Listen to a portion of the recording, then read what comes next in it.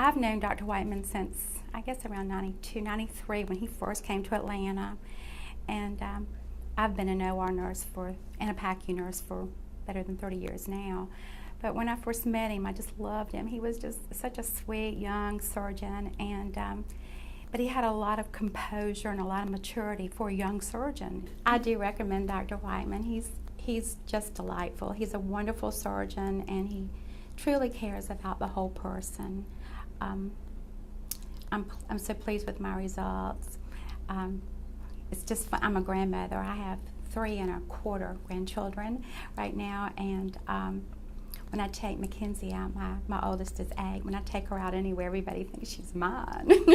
So that's awesome. You know, that's the best. They never think I'm her mother. I mean, her grandmother. They always think I'm her mom. So that's kind of reaffirming.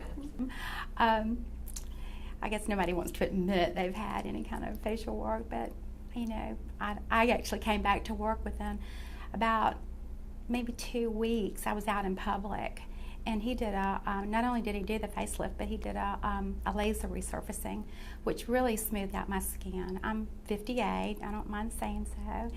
For instance, it's kind of funny. One day I was going a little bit too fast coming to work, and the policeman pulled me, and he looked at my driver's license, and he said, "There is no way you're 58. And I said, "Yeah, I am." And he said, "Do you have any other ID?" And I said, "Yes." I showed him my hospital ID.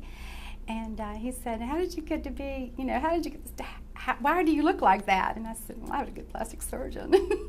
So I pulled out a card. So I really don't mind doing that. You know, I'm not really ashamed of it. And so I don't mind. I always recommend Dr. Whiteman.